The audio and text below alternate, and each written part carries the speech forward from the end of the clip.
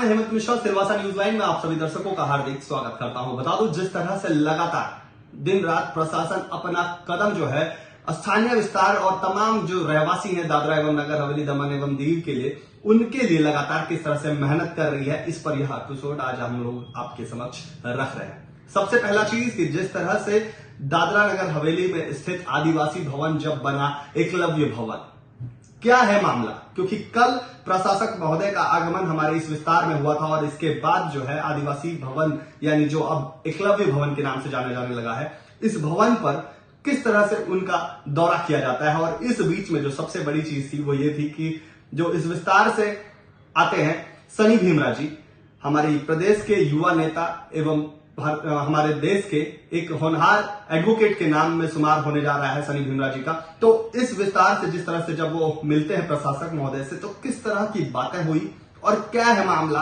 आज जानने की कोशिश करेंगे सनी भीमरा जी से। सनी जी, खास तौर पर मैं आज जानना चाहूंगा कि किस तरह से ये जो कहीं ना कहीं प्रशासक महोदय का अचानक से औचक दौरा जो है वो प्रदेश में सामने आता है कि अचानक से वो पहुंचते हैं और प्रदेश में एकलव्य भवन पर पहुंच जाते हैं। इस बीच में आपकी भी कुछ तस्वीरें हमारे पास पहुंची कि आप भी इस वक्त वहां पर पहुंचे थे। क्या था मामला और किस तरह से आपकी मुलाकात हुई? धन्यवाद। मैं आपको बताना चाहूंगा कि अगर जब हम पहले थोड़ा इतिहास में जाएं तो आदिवासी विकास संगठन, इसका जो समय ऐसा था कि जो हमारे आदिवासी भाई बहन थे उनकी जो दशा थी, दिशा थी, वो काफी कमजोर थी। तो इसलिए ये आदिवासी विकास संगठन का गठन किया गया था। इसका उद्देश्य यही था कि जो भी हमारे आदिवासी भाई बहनें हैं उनका विकास हो, उनका भला हो, कि कैसे उनको गरीबी से ऊपर लेकर आ सके, कैसे उनको भी एक इक्वल अपॉर्चुनिटीज दिया जाए। तो इस उद्देश्य से ये आदिवासी विकास संगठन का गठन हुआ था। तो उस टाइम पे वो जो समय था तभी ऐसा था कि जब भी हमारे जो ट्राइबल भाई बहनें काउचा, दुधनी, मादोनी, सिंधोनी, जब भी यहां से उनको आना रहता था, यहाँ पे रांदा, बोंता, तो जब भी वो लोग सिलवास में आते थे तो तभी बसेस की इतनी सुविधाएं नहीं थी। और जब भी यहाँ पे कॉटेज हॉस्पिटल में उनको रुकना पड़ता था उनके किसी मरीज के साथ, तो उनके पास उनकी आर्थिक परिस्थिति इतनी स्ट्रांग नहीं थी कि वो यहाँ पे कहीं पे होटल में रुक सके। तो ये सारी चीजें देख के आदिवासी विकास संगठन ने, जो प्रशासन था उस वक्त का, तो उनके पास से एक डिमांड किया कि हमें भी एक भवन का निर्माण करने के लिए आप जमीन दीजिए। तो प्रशासन ने भी एक सेम चीज की। उन्होंने एक जमीन 99 इयर्स के लीज पे आदिवासी विकास संगठन को दिया।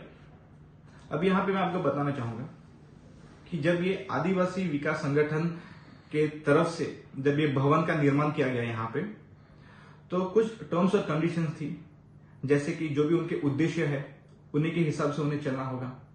कोई भी इलीगल कंस्ट्रक्शन वो नहीं कर सकते हैं। मैं ये भी आपको बताना चाहूंगा कि ये एक एनजीओ था, नॉन प्रॉफिट ऑर्गेनाइजेशन, और मेरे पिताजी स्वर्गीय भिखुभाई भीमरा वो भी एक उसमें मेंबर थे, एक प्राइमरी मेंबर थे। जो 11 से 15 लोगों की जो कमिटी थी, तो उसमें साइनिंग अथॉरिटी में मेरे पिताजी भी थे। कुछ समय तक ये ठीक से चला, लेकिन जैसे ही समय बढ़ता गया तो ये आदिवासी विकास संगठन ने जो ये बनाया था आदिवासी भवन, तो वो उनके जो उद्देश्य थे उससे भटक गए।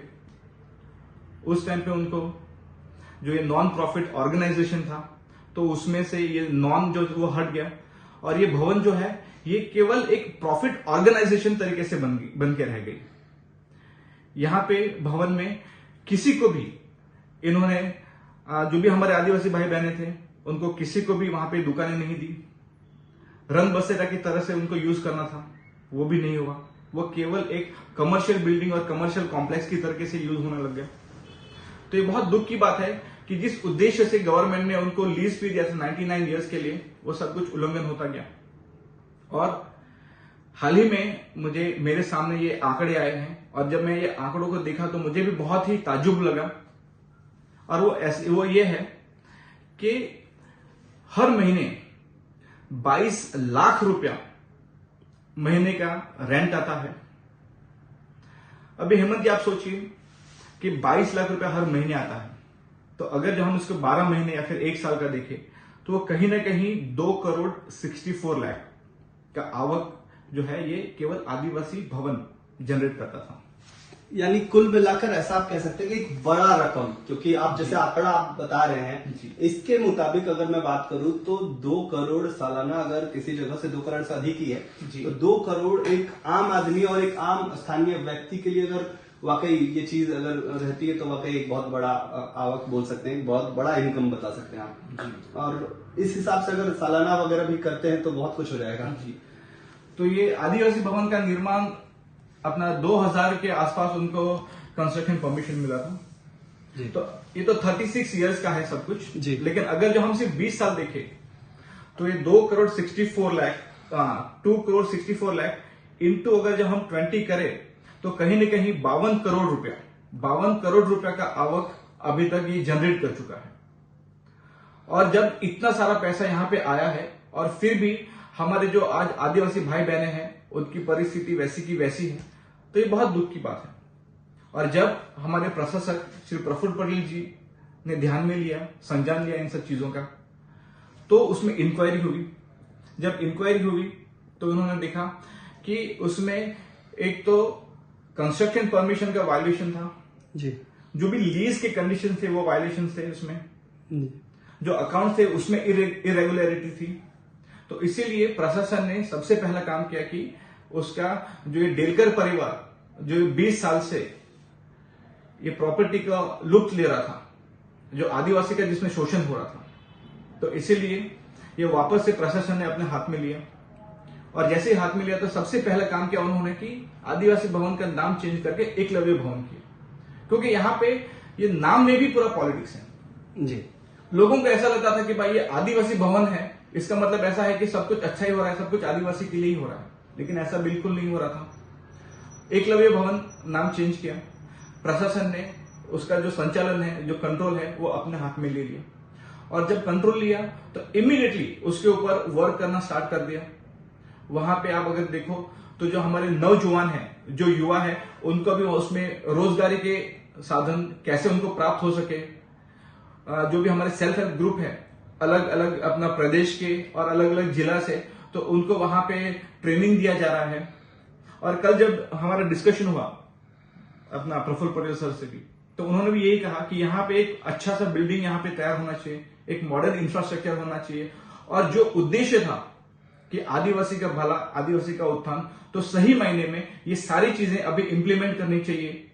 यहाँ पे जो दुकानें हैं वो हमें हमारे आदिवासी भाई बहनों को मिलना चाहिए। अगर जो किसी भी अपना गरीब, वंचित, पीड़ित, दलित किसी को भी अच्छे लेवल पे शादी करना होगा सिलवास में, तो वो आदिवासी भवन में एकदम कम से कम खर्च में वो यहाँ पे कर सकता है। तो ये एक विजन लेके हमारे प्रशासक श्री प्रफुल्ल पटेल जी कर रहे हैं। और ये सब कुछ जो है ये हमारे देश के प्रधानमंत्री माननीय श्री नरेंद्र मोदी जी के नेतृत्व में और विकसित भारत संकल्प यात्रा के तहत ये सब कुछ हो रहा है। तो जो कुछ भी हो रहा है बहुत अच्छा हो रहा है। और मैं आपके माध्यम से यही कहना चाहूंगा कि गांव में आदिवासी भवन को लेके जो भी लोग इसको मिसगाइड कर रहे हैं लोगों को, तो मैं यही कहना चाहूंगा कि आप मिसगाइड मत होइए। जो कुछ भी हो रहा है बहुत अच्छा हो रहा है और आने वाले समय में सही मायने में हमारे आदिवासी भाई बहनों को न्याय मिलेगा दादरा नगर हवेली। धन्यवाद। तो ये थे सनी भीमराव जी, जिन्होंने बताया कि आखिर किस तरह से जो है आदिवासी भवन जो है उसे बनाया गया, यानी 1988 से लेकर अब तक का जो पूरा मामला था वो आज हमें इन्होंने अपने बातों से, अपनी पूरे कैलकुलेशन के साथ किस तरह से उनकी मुलाकात हुई है उसे लेकर, यानी किस किस तरह की चर्चाएं हुई, किस तरह से स्थानीय विस्तार के, स्थानीय आदिवासियों के भलाई के लिए किस तरह के कदम उठाए जाएंगे। और ऐसे में इनका जब कल प्रशासक महोदय से मुलाकात हुई तो इन सारी चीजों पर भी कहीं ना कहीं चर्चा की गई होगी। तो ये सारी चीजें बहुत कुछ बयां करती है। इसी तरह आसपास की खबरों से बने रहने के लिए अगर आपने हमारे चैनल को अब तक सब्सक्राइब नहीं किया तो सब्सक्राइब भी कर लीजिए। और साथ ही साथ आप हमें चाहते हैं कि कुछ भी आप हम तक पहुंचाएं तो प्लीज आप फौरन ही जो है हमारे डिस्क्रिप्शन में जाइए या तो फिर हमें सीधा कॉल करके भी जानकारी दे सकते हैं। फिर मिलेंगे, तब तक के लिए जय हिंद, जय सिलवासा।